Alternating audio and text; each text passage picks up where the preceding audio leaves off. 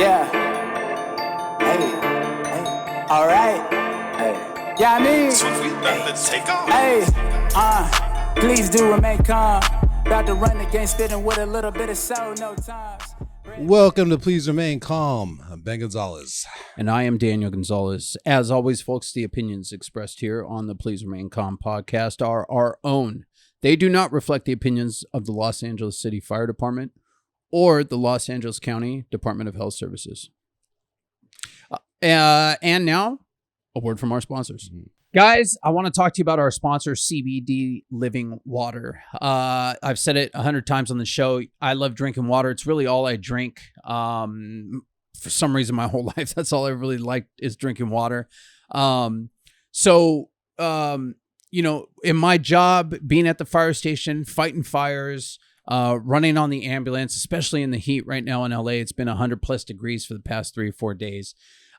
You work, you're working, you sweat, you lose a lot of fluids, and you have to replenish that stuff. And so I'm constantly drinking water. I have the CBD Living Water in the rig with me all day. I've taken boxes to the station so the guys could try it out. The guys are all drinking it at the station.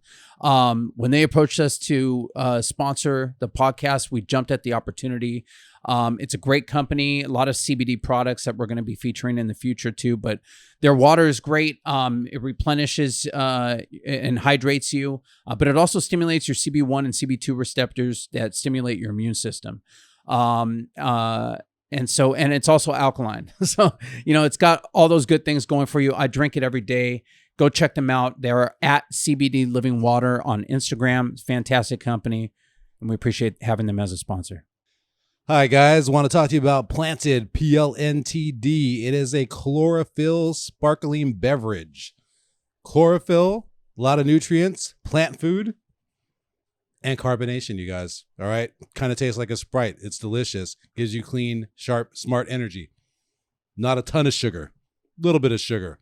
Great blend of fruit juices, too. Even has mulatto lemon in it. I'm not sure what mulatto lemon is or how they came up with it. My first time hearing about mulatto lemon on Planted, but I'm drinking it and it's working. Feeling good from it, all right? Get_planted. There's no vowels. PLNTD. Delicious drink. Healthy. Gives you great energy. Chlorophyll, carbonation. Let's do it.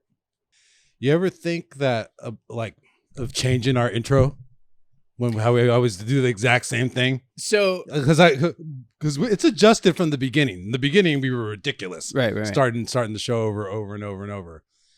I think I have thought about that actually. Yeah, that right. You bring it up, and I think that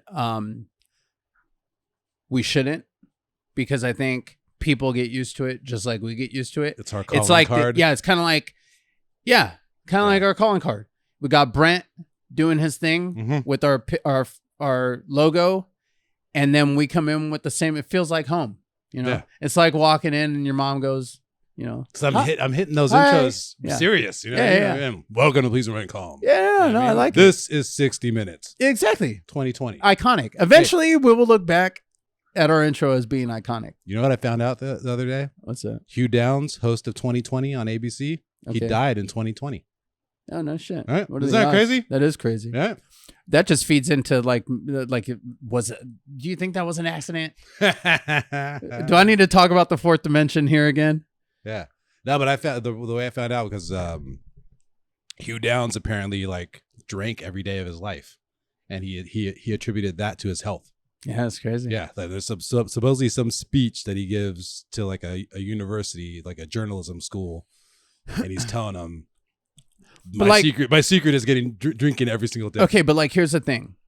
What if his body somehow, some way, by whatever miracle of nature and whatever funky thing that happened to his DNA or his dad's DNA or his great grandpa's DNA, he has some sort of weird metabolite that turns alcohol into something good for his body? What if? You never know. That is possible. Because also he was a newsman. He's a journalist. He's reading the news. He's you got to be sharp. You got to be educated. Yeah, you'd be able to tell if he was drunk. But that's we've talked about that in the past. How everybody's different, man.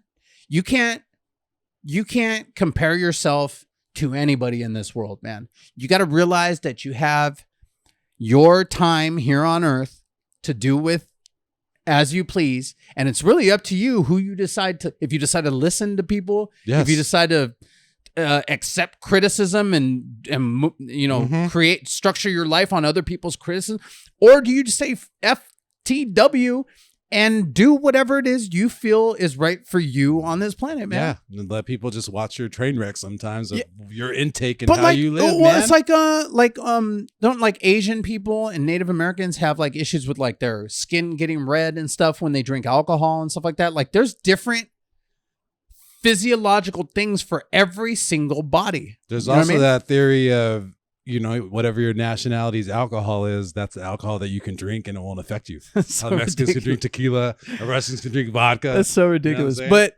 but who knows, man? Yeah, Irish we people do can evolve. drink Guinness. Hey, we do evolve. Yeah. You know what I mean? Our DNA is affected over the years. Like who knows, man? Yeah, who knows? Exactly. I mean, but you can't. What in the 1700s, people only drank alcohol because you couldn't drink water. Dude, George Burns smoked cigars until he was 99 years old or 100 whatever, or something. right? Yeah, man. Yeah, man. Who knows? So where we're going with this? So what we're saying is of, drinking. You know what I mean? If you want to drink, smoke a cigar. we're continuing our series on partners, all right? Because it's, the unique circumstance for any, EMT, first responder, cops, paramedics, you have a partner that you work with. We did an episode about firefighter partners, but that's one type of partner because you made it as a firefighter.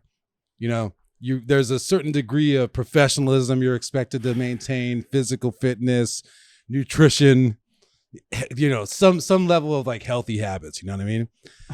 EMT partners, paramedic partners, when you're not on the fire department, that could be a completely different story. Like, dude, like, I don't even know if we should talk about about being This can be like a Kitchen Confidential kind of thing. Like that's how. I mean, we're gonna talk about it. Yeah, but like should we? Taxi cab confessions. Like Bro. that's what like EMT confessions. There could be a show called like Yeah. private Private confessions. EMT confessions. That would Yeah, be man. just as crazy as taxi cab confessions, man. Mhm.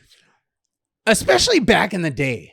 Like I feel like now there's a lot more like companies that have 911 contracts and stuff like that where you have to be really kind of watch your P's and Q's, and there's a little bit more management and stuff like that. But back when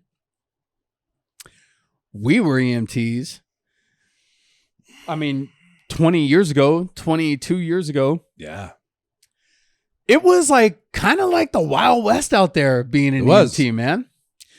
So for a number of reasons. Reason number one is I honestly felt like, well, I'll start even further from the beginning. I was going to kind of like set the stage on that thing too, man. Being an EMT, man, a private EMT, you can, right at the beginning, kind of choose what kind of EMT you want to be, right? Like you go to EMT school. Mm-hmm. First of all, which EMT school you choose to go to is gonna start. That already Your varies, okay, to begin with, because there Vastly. are EMT schools that are like a month or less. There are some that are 6 months. Dude, there's a week. Yeah, there's course. just a week. Yeah, There's a week course. Exactly. Okay. And there's a curriculum you have to follow, right? There's like a specific, test that you have to take, state or there's national registry EMT test that you have to take. So there's a standard for what you need to know. But the way it's taught and what the instructor deems important and not important differs and varies drastically from school to school. You can go to like where we went to paramedic school, Mount San Antonio College, which is known as like one of the harder paramedic schools. They also have an EMT program. And you talk to some of the guys and gals that have gone through their EMT program. It's the same guy, Steve Williams, that ran it. That shit was crazy. Yeah. It was as crazy and as intense as going through paramedic school, as the way they describe it. For right? EMTs, yeah. The fear of failing out. There's, in my opinion, a lot more information that you need to learn from that EMT book than you do in paramedic school. Yeah. If you're taught it right. We've talked about that before. Like it's like 70% of paramedic schools being a good ass EMT. Yes. And so, you might go through that program and come out and damn near be prepared to go to paramedic school. definitely 100% prepared to work on a 911 BLS rig, running with the squad or something like that, right? But then you could go to like the after school at the local high school, 5-month, 2-day a week and 1 weekend a month program that you're in there with, a soccer mom, who just had a new nephew. Went to a ROP program, EMT school. ROP was a regional occupational program. Yeah. It was like this LAUSD school district, like adult school, basically, like night school. Yeah. And it was like a night school EMT class. And we went, and it was smart because it was cheap. It was cheap. And the teacher was cool. The teacher was super cool. The class was super diverse. Like there was like random ass people in there. Yeah. And we learned all the same stuff. It wasn't, our cousin was in there with us. Remember? Chris was in there with us. But it was like, it felt way laid back. It felt like I had just a ton of time to read through It was everything. night school, bro. It was the night school vibes. And there was a lot of stuff that he was like, listen, we're going to talk about this, but you guys really aren't going to use this. And we kind of breezed through this and that. That was a difference too, because he was a firefighter paramedic that taught the class as opposed to an RN. Yes. And so he kind of like taught you like what you needed to know. Yeah. Right. Yeah. But, if you go through that, the Mosby EMT book, right, which is usually what everybody uses, right? There's anatomy, physiology. There's a lot of stuff about it's like 700 pages or something. Every body system. It's like a biology book. Along with all the EMT stuff. So he kind of like he would breeze over stuff. Yeah. Put in the context of what you needed to know. Yeah, and then you talk to somebody who went through Steve Williams' program at Mount SAC. It was like, oh no, we covered everything, all of that shit, and bites and animal bites and this and that, and then so there's different like levels to EMT. Like you can go and not give the most effort and on a longer program and squeak your way through an EMT program and get an EMT certification. So right off the bat, the school you choose to go to is gonna, in some way or another, kind of push you in a direction of being either a thorough EMT or being one of the crazy ass dudes that I was. See, then here's the next part of it is it's a transitory career. So like it's a stepping stone for the most part to something else. People don't become EMTs and then stay EMTs. Yeah. And the guys that do, we're going to talk about them because those are some of the most interesting people you're ever going to work with. Nothing wrong with that either, man. Nothing wrong with that. You know what I mean? You can make a living doing it. And if you're happy, you're happy. Yeah. You know what I'm saying? But for the most part, as opposed to the fire department where these guys are, this is where they're going to work. This is their career. You're going to see these guys around for 30, 40 years in some cases. For a private ambulance company, people are quitting, hiring, getting fired, might not care about being there, might not are already, applying somewhere else, waiting to get out of there. They might hate everybody. You know what I mean? Just shop to leave to different ambulance companies because there's so many of them. Or just realize they don't like it and go on and do something else. Yeah. And they might be working as an EMT for various reasons. You know what I mean? To try to become become a cop. You also have like people that are going into medical school that want to be doctors. They want to be a nurse or something. There's a certain amount of volunteering and a certain amount of work that you have to do in the medical field to get into certain volunteer programs and stuff like that you need to get into medical school. I have a friend who's a PA comic school. and a TV host, and she felt like she wanted to give back. I think we're going to have her on the show eventually, and went to EMT school. Yeah, because she just wants to volunteer and help out and just have a skill that can contribute. So sometimes people do that, man. So where it's different than the fire department, where like everybody has had that goal of being on the fire department and then got hired, and now you're in your career, and they went through the same process to get there. They've already been through all this shit, right? Now, so when you're talking about EMT, that being like the first step toward getting to having a fire department partners or whatever. It's not only is it all the thing Ben just said, right? All different walks of life, different types of people, but it's young. Everybody's for the most part pretty damn young. Except for a few people. Except for a few people, the ones that we talked about that are like, but even them, like they're used to being around young ass people. Yes. You know what I mean? So like even when they're old and cranky, they still, know what's going, like they still know what's up, like how people act when they're in this period of their life, right? So not the best, like not the wisest of people, you know what I mean? Like not the most like life experience and stuff like that. You're almost just like growing up with this group of people. It's kind of cool, man, because you a lot of the a large part of those people you continue on with, and you know they might get hired in Beverly Hills and I got hired here, and then you run into each other at the hospital and you see each other in different parts of this journey or whatever. Still boys with guys that I was EMT partners with. But dude, it might be safe to say that like being a private EMT, living on my own was like some of the craziest time of my life.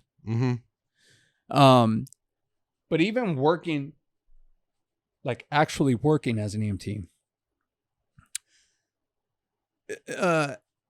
first of all, there's not a lot of supervision, right? So for a lot of guys and gals, it might be the first time that you're like actually have a job where there isn't a whole lot of supervision. There is and there isn't, because you're on your own, you're on the road and on the streets, but you can kind of get busted or reported for everything. And there are supervisors that are supposed to be, you know, watching you, catching you, rolling up on you. But like you said, it's not like you're in an office or the boss is there. Nobody's looking over your shoulder. Store. Yeah. And maybe it's different now, but dude, I'm telling you, man. This shit gets back to the we used to just like get to the station, pick up our rig, and be gone. And I didn't see or hear from anybody, you know, but the dispatcher telling us what hospital to go to and what hospital to drop them off at. Yeah. So there was a lot of room to like, if your partner lived close by, to go by your partner's house and hang out. Yeah. You know, I mean, you know, if you had something to do, I mean, we used to go to the movies and go sit and watch a movie with our radio, you know what I mean? When it was a slow day. I had to use that as a selling point, dude. Because when I was a paramedic coordinator, you know, it's hard to retain private paramedics. Everybody's looking for a better job or looking to be a firefighter or looking to just leave the field, basically. Yeah. You know what I mean? So it's not a bunch of guys knocking on your door. We didn't pay a ton. So like the selling point was, how cool could we be? Yeah. You know what I'm saying? It's like, oh, you don't live that far, dude. You always fucking hang out at your house. Just be back here in 10 minutes if we have a call. Yeah, man. You know what I mean? And it would work, man. You'd have guys that were happy to work, because like where else you just hang out at home and then come back for a call. Not that you're officially able to do that or supposed to do that, but you had to work with whatever you had to like retain people and get people to come. Otherwise, it was me working. I think it's different too when you have like a 911 contract, you know, because like in the early days when I first started working, this was no 911 contract. When I first started working as an EMT, the like first 2 or 3 companies I worked for were just they didn't have any contracts with any 911 agencies. So it was all interfacility transfers. So, I mean, I guess that's where the laxness comes from, because it was just like, what could really go wrong? You're just picking up a person from this. There's nothing to do. They're already at the hospital. Yeah. Until you pick up a patient that's actually having a medical emergency, right? So we go through this, you know, EMT course where I learned how to be an EMT, right? But we did breeze over some shit. And so now I've been working as an EMT for a little while, and you never really see anything when you're working IFTs. You know, you get there, usually the person's sitting up in bed and they're talking to you, and all right, we're going to get you over here with the sheet, you know, and you really learn, like your training is like learning how to transfer someone over from this bed to your gurney, learning how to put on restraints if you need to transport a psych patient that needs to be restrained, how to do the paperwork properly so they could bill properly. You know what I mean? That's what the training was. Right. There was never any real like ongoing training for like, you know, to keep your skills up or anything like that. It was just like, hey, you're running, you know, 14 calls today, 14 interfacility transfers or whatever, right? Right. And trying to write neatly while you're bouncing around in the back of the ambulance so they could bill properly. So I'm doing that for a couple years, man. IFTs and you know, making decent money because you're working overtime, and got on the 24-hour car and whatnot, right? And then this one day we get this call from a convalescent home to St. John's in Santa Monica, old St. John's. They've completely knocked it down and rebuilt a new hospital since then. But we get there, man, and this lady is like, she looks like she's struggling to breathe, right? But her skin looks good, and all the other like signs that you would look at to see someone who's like really like, she looked good, but the way she was breathing was like off to me, right? And you pick old people up from the convalescent home, take them to the hospital for doctor's appointments, stuff like that all the time, right? Old people have funkiness about them. They breathe weird, they do funky things and shit, right? So don't think much of it, man. And we start, get her in the back of the ambulance, start to do vital signs on her and everything, and she's like completely jacked up, right? Her BP is like 80, right? Now I can see that she's sweating, but she's got like caked on makeup on. Yeah. We didn't have pulse ox at the time, right? So I'm in an EMT ambulance, right? Yeah.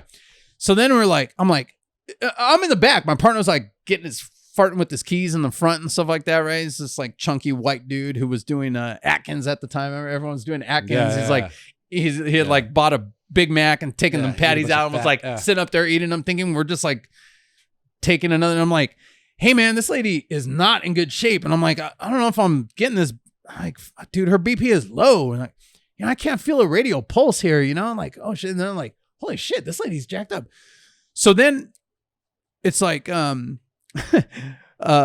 do we do, man? Like, we call 911, right? And so my partner's like, well, if we're closer to the hospital, then it's going to take them to get here. Yeah. Then we just go. Right. And I'm like, all right, then let's just go, and we start going, and she's starting to like guppy breathe a little bit. I'm just like, holy shit. This is like my first like emergency, emergency. Right. So I get the BVM out and I'm like talking to the lady. I'm like, we're almost there, ma'am. I'm like talking to this poor lady, just me in the back.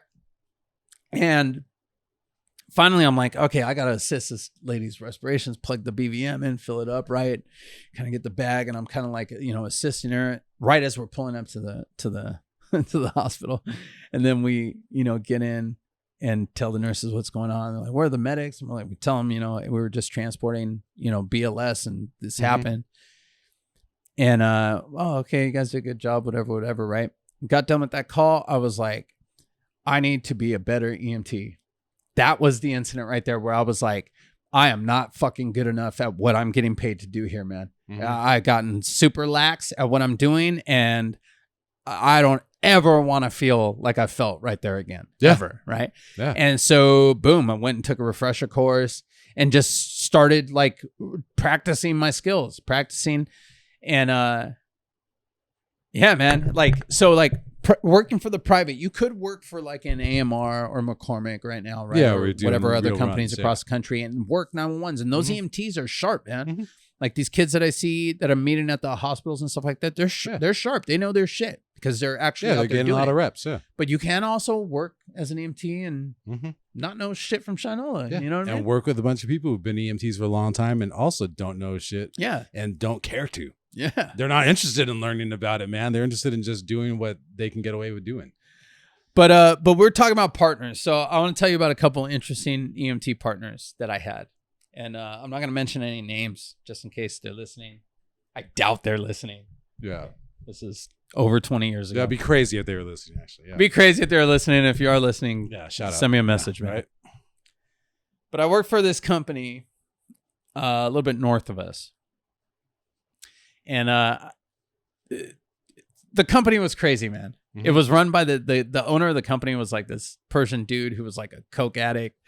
And he was this is true with a lot of private ambulance companies too, man. Like the owner it's a money making machine. Dude. Yeah. It's a money making machine. It could even be a good way to launder money if you want to. I'll tell a crazy story about that. Yeah. So the dude is shady, right? But he paid me good money, and I was a experienced EMT. I was probably the most experienced EMT there. It was maybe my second and third EMT job, and it was cool. Our station was an old fire station, so it was a cool vibe in there. The people were cool.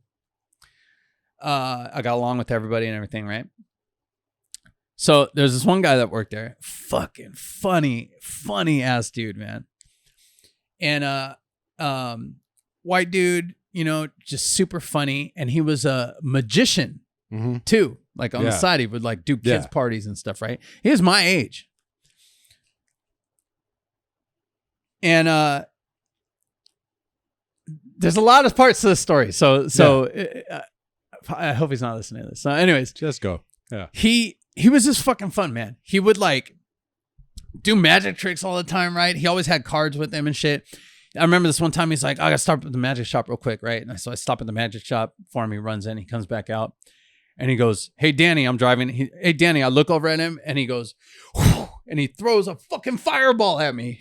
Like a fireball came flying at my face and burned out right before it hit me in the face, right? He had gone in and bought flash paper. It's this like magician paper that they use for tricks, right? That flares up but burns out real fast. Mm-hmm. That type of shit. Yeah. He was just a fun ass dude. Okay. His grandpa was like a magician? No. His grandpa was like a fucking like medical supply magnate. Okay. Right? Like he had this company that was just worth like millions and millions and millions of dollars. I don't even remember what the company was.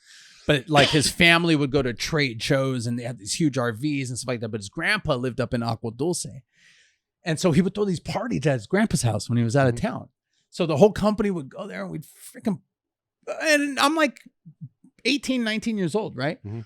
This massive mansion with all these people that I worked with, right? And, you know, girl that I liked and stuff like that. And, and you know, had this fucking party.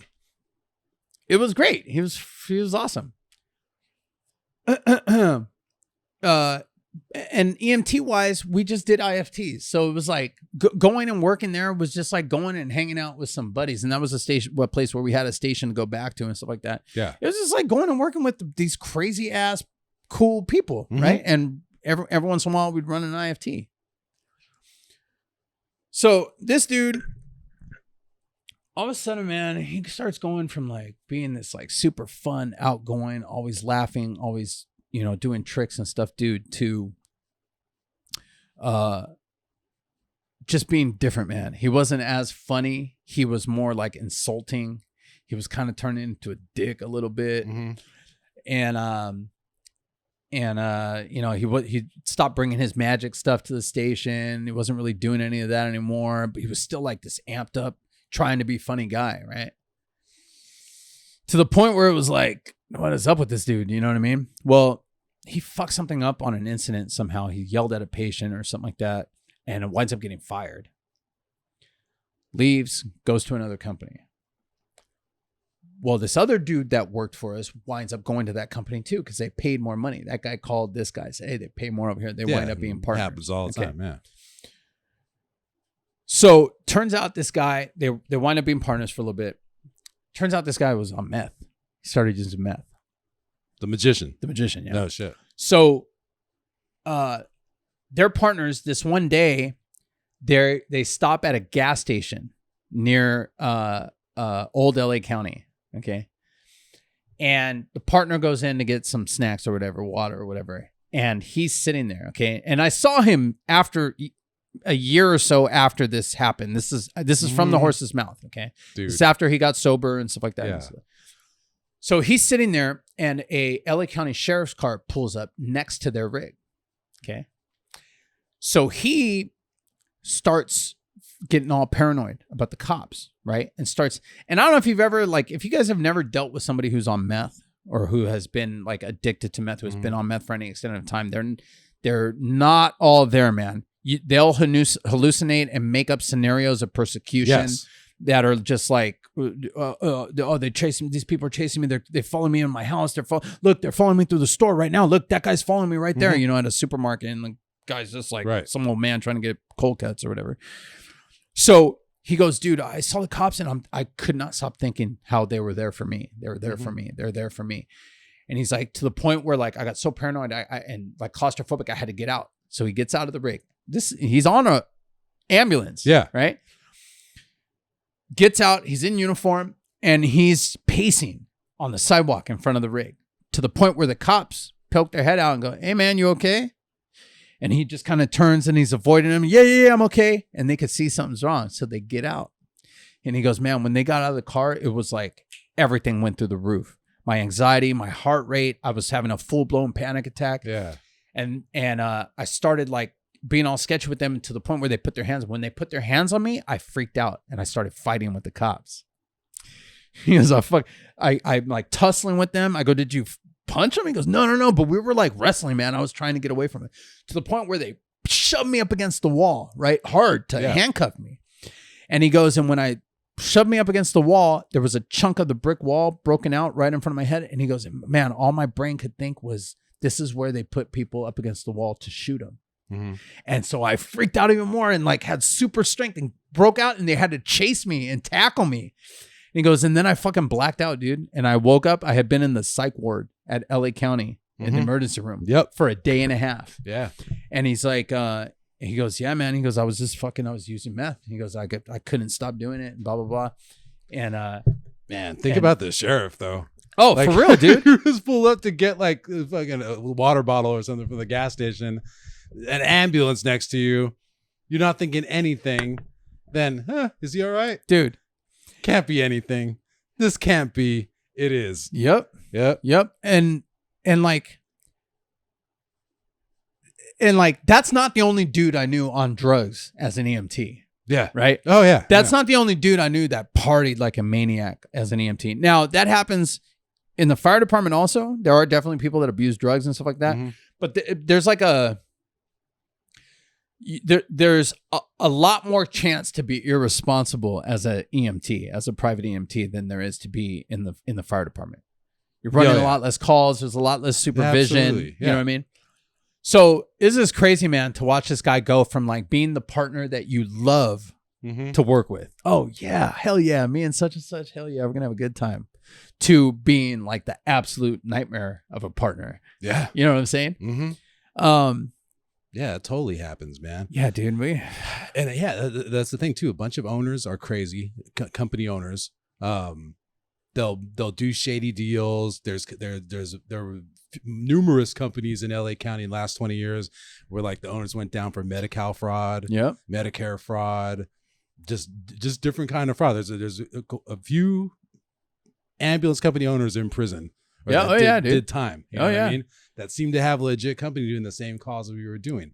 The company that I had worked for was like known as like the fun company, but the company was in receivership. The owner was like the first or maybe the only black ambulance company owner and transportation company owner. He had like a wheelchair vans and all this stuff, right?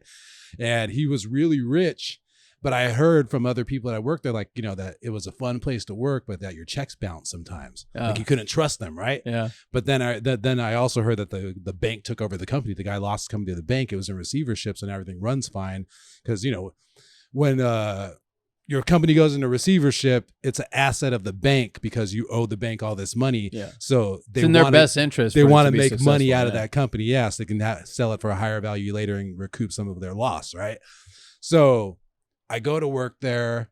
There's like the dude who owned it was super rich. He had this big mansion in Palm Springs. You know, they had like pictures of his mansion on the wall. He had this really nice office inside the station and the offices, but he wasn't there anymore. He had like one son that was still there in some capacity, like overlooking things, but he wasn't really in charge either. And that dude was like a dick to everybody, right? I didn't deal with him much because he was already sliding out when I was starting there, but he'd always be like coked out and shit and like just fuck with people, just exercise his power as the owner's son. You know what I mean? Yeah. So yeah, that place was wild, dude. Like the dispatch supervisor used to be from Florencia, right? Yeah, all these tats all over him and shit, dude. Like he'd give me rides home because I lived in Southgate at the time, and he still lived in Huntington Park. Yeah, so I'd drive home like in his fucking hood cruiser and shit. Yeah. And dude, like guys would after work, you know, after they were off duty, they just get drunk in the back. Yeah. They just get beers and get drunk in the back and just throw the beer bottles on the roof. So whoever bought that building or leased that building afterwards, just hundreds of beer bottles had to be up there on the roof, right? Yeah, man, that dude, that company was the craziest company I ever worked for.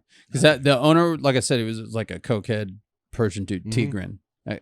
F that guy and his sister, because I'll tell you another story about them. They tried to prevent me from getting hired by the fire department. Dude. Those two. But like he would come in, dude, at like, I remember one time we're on a 24, come back from a run, go get in bed. It's like 2:30 in the morning. And he busts in the door. Hey guys, come on. We're going to retile the front office. He's all sweaty. Like, what are you talking about, dude? Oh, this tile needs to go. I'm like, hey dude, I am not doing that. I'm tired. We're in bed. Plus, I'm not a tile guy. I don't know Right. even know how to do it. Right? Oh, whatever. Okay, you guys. And then he takes off. It's like, what the hell? Another time he came in, he goes, everybody, all the rigs are shut down. Company's closed right now. We're going out. Put your clothes on. Change out of our uniforms. He took us all to a strip club. Company shut. He took us all to a strip club. And I'm like, that's like the type of like crazy company this was, you know? Yeah, the dude that ran the other company I was at, he used to be a federale. Yeah, and he was just always seen coked out, bro. Yeah, dude, he was a federale before. They had pictures of himself in Mexico with his guns and shit, dude. And he was this big ass dude. Like nobody fucks with him. But that is being a EMT. private EMT. It's like you can. There's a spectrum of being a private EMT, man. Yeah, dude. And then later on, right? Like this is like a few years ago. So like 15 years later, almost 20 years later from when I worked at that place, I'm at Trader Joe's, and the dude bagging my groceries at Trader Joe's, the owner's son. Oh, no that was shit. the VP before. No It was always shit. coked out and dickhead to everybody. Yeah. Yeah, he's bagging That's the funny, man. groceries at Trader Joe's, dog. Yo, excuse Yeah. me. Can I have paper? Yeah. Yeah. Not that there's anything wrong with bagging Exactly, groceries, but guys. yeah, how the mighty have fallen from where but he yeah, was. But then, if you want to be more serious about it and you want to actually get some good experience, you work for a company, you know, like AMR or McCormick, where you're running actual 911 calls with 911 service operators. But there was another thing too with AMR when we were out there, 20 years ago, where AMR was growing like crazy and they'd buy all these other companies. So AMR kept acquiring other smaller ambulance companies and taking their territory and everything. So I work for a company that AMR bought, right? When AMR buys your company, you sign a deal with them if you're the owner, basically agreeing to not open another ambulance company. Oh, really? Don't turn around and start another ambulance company to try to compete with us. That's why we bought you. You Yeah. know what I mean? So this dude is slick and he opens up a company in his son's name. So his son is like a couple years older than me and is my boss. Oh, And the owner of the company and shit. And he's like super dork. He'd like bring his girlfriend by to show her that he has ambulances and stuff. You know, I was like rolling their eyes all the time. Yeah. But like that was like what you had to deal with, man. Yeah. At that time, dude. Yeah, and then working for a company like that runs 911s is a little different, man, because it's run a little bit more Yeah. a little bit more, There's more by the oversight. book. There's a lot more oversight.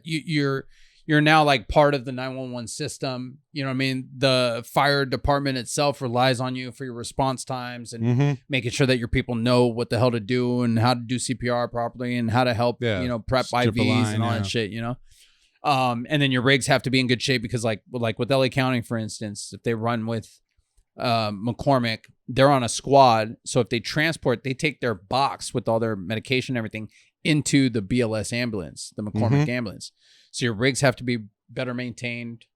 It's just like a different step up. It's a different level of being an EMT, basically. Yeah, and you also get handed off those calls where you're basically responsible for the call after that. You get handed off the calls, and sometimes you might show, because it is a 911 call. Sometimes you're closer than the actual ALS providers, and you get there before anybody else, and it's a cardiac arrest. Yeah, you're supposed to wait, and you get in and get your hands dirty too. You know what I mean, and get that experience of being first on scene a lot of times. They have a crazy world now, though, for those private, EMTs, private ambulance companies with 911 contracts, because there's not enough of them.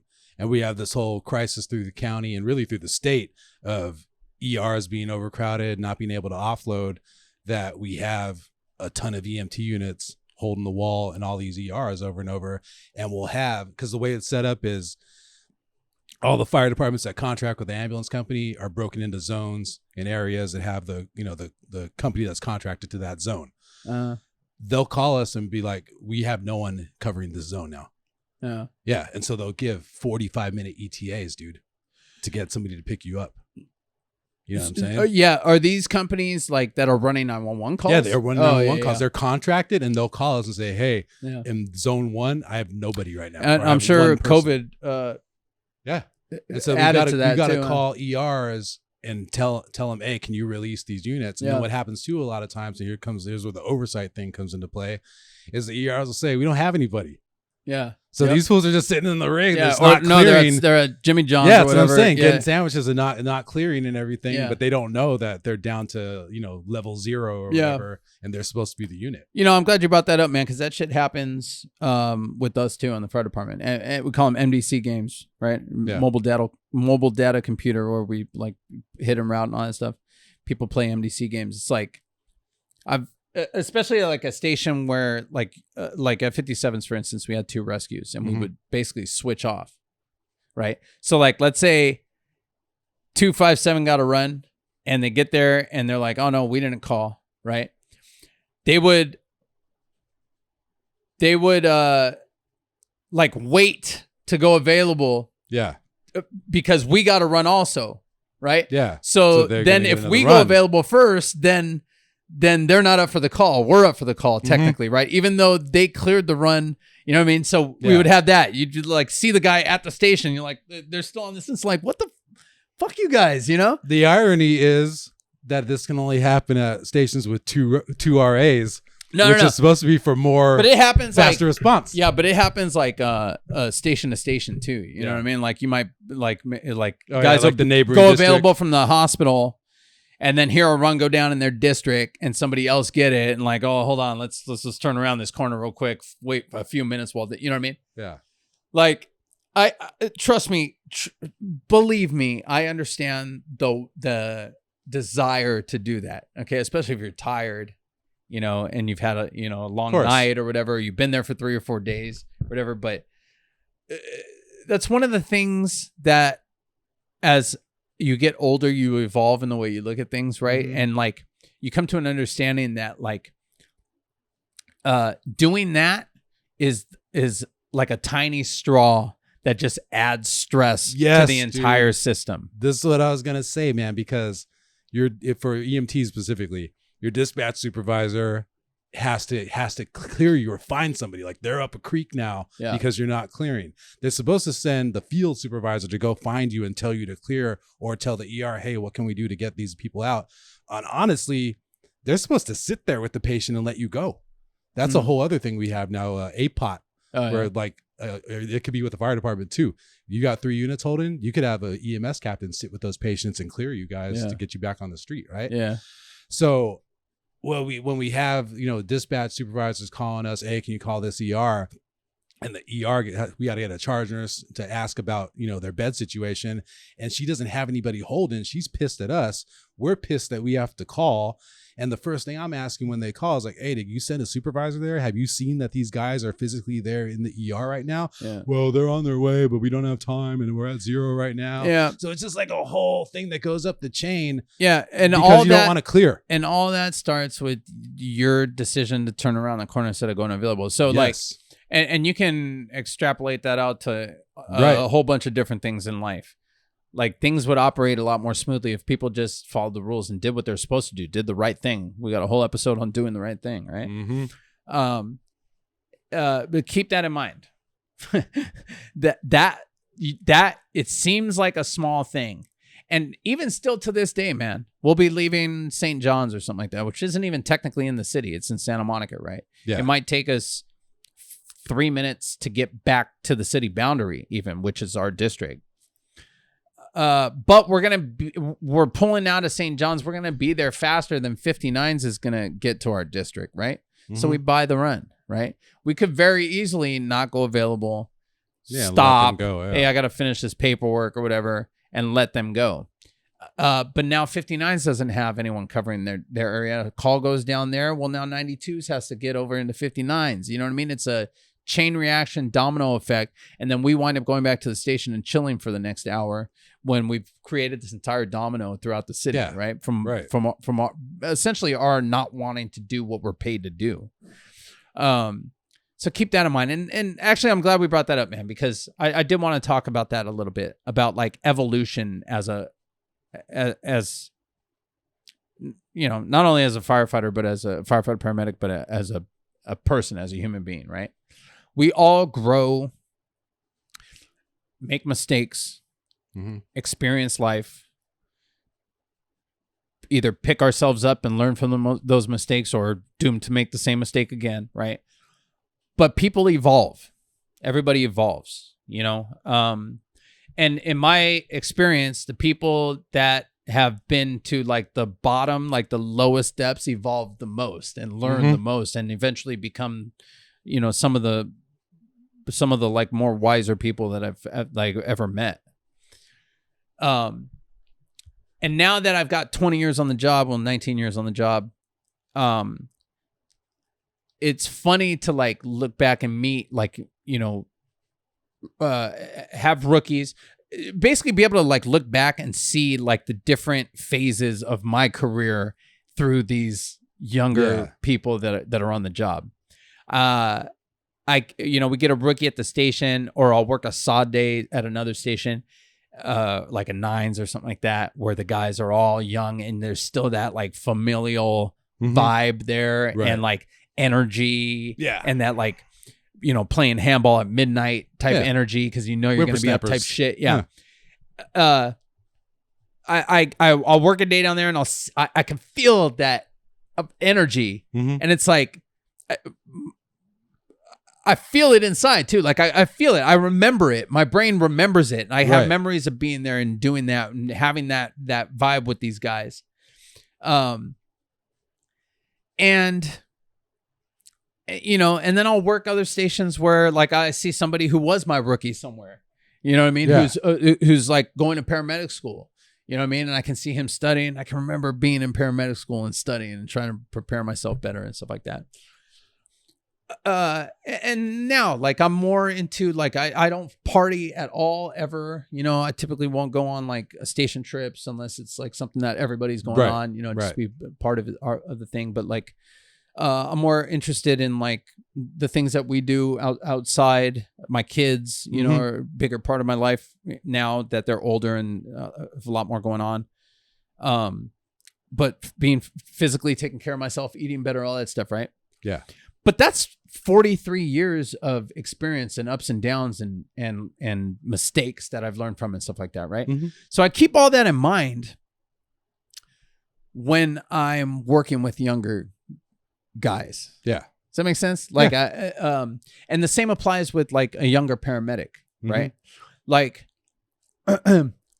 when I work at these stations where it's younger guys working, it'd be real easy for me to fall into the way they do things. Just sit back and let them do their thing. And I'm only here for one shift, you know. He's trying to talk this lady out of going to the hospital or whatever, right? I could do that, and I have done that in the past. I've come to a point where I feel like it's more beneficial to these guys for me to give them whatever knowledge I have, whatever experience, you know, whatever I've learned from my mistakes, to share them with these guys. So when I go to a station like that where I'm working with a younger guy who maybe cuts a corner or whatever, right? Hey, nah, dude, let's do a full 12. Oh, you want the 12? Yeah. Well, we need it. We need it, you know? And then afterwards, hey man, just, you know, you know, on those types of patients, trust me, man, you got to do a 12. I had a situation once where I blah, blah, blah. And You're I that guy now. Story. I'm that guy now. It's crazy. I had this conversation with Mo, who my AO, the Hangry Fireman on Instagram. If you guys want to check him out, at the Hangry Fireman, we're gonna have him on the podcast. But we were talking about that. We're up on a roof, you know, and I was taking some pictures and stuff. And he's like, "Man, what a trip!" He goes, "It feels like just yesterday I was walking roofs with you know, Victor Aguirre, you know, talking about how to cut a roof open. Now I'm like teaching all these young kids. Yeah, right. So I even posted something to that effect right after he said that. But it's a trip, man. The entire ride from EMT school to being, you know, the guy that's trying to teach lessons is a trip. And everybody's ride is different, but it's kind of the same. It is, and there's a lot of the same characters you see at every like stop along the way, especially like the ambulance companies. And we can talk about some of those too. Like there are like one of each almost everywhere you work. And our listeners at home too that know about this. And you know, if you want to send us messages with your people and your experience that relates to this, feel free, you guys, because every company has one old guy. There's always at least one old guy who's been an EMT for like 40 years. His number's like super small on his license. It's super low number on his license. And he's just been there. He goes with the flow. Doesn't really fuck with anybody or anything. Everybody just knows him. Oh, you're working with him today. Yeah. It's going to be quiet. A lot of leeway, a lot of rope to, to do. I've got a really, really close friend, man. Max's godfather, Omar. Yeah. Who's worked private. I mean, that's how we know Omar. Mm-hmm. Bernie was his partner for years. He's still doing it? Still doing it as a supervisor with care. He pops in. That's what I'm saying. I'm talking about guys that aren't a supervisor. They're still sitting. Yeah. And still going on calls. But he's still and they're going to retire out of there. Rides on a rig, what I mean? And runs calls and stuff like that too. So it's there. I mean, and listen, man, everybody's life is different. Everybody's journey is different. All that freaking matters on this whole journey. If you decide you want to be an EMT, if you decide you want to be, a firefighter, if you want to go to paramedic school, if you want to go on to captain, chief, if you're happy being just a firefighter medic or a firefighter only your entire career, all that matters is that you're happy. Yeah. Is that you're happy in your life. Everybody is going to have an opinion on how they think that you should live your life, on what promotion they think you should be studying for, on this and that and that and this.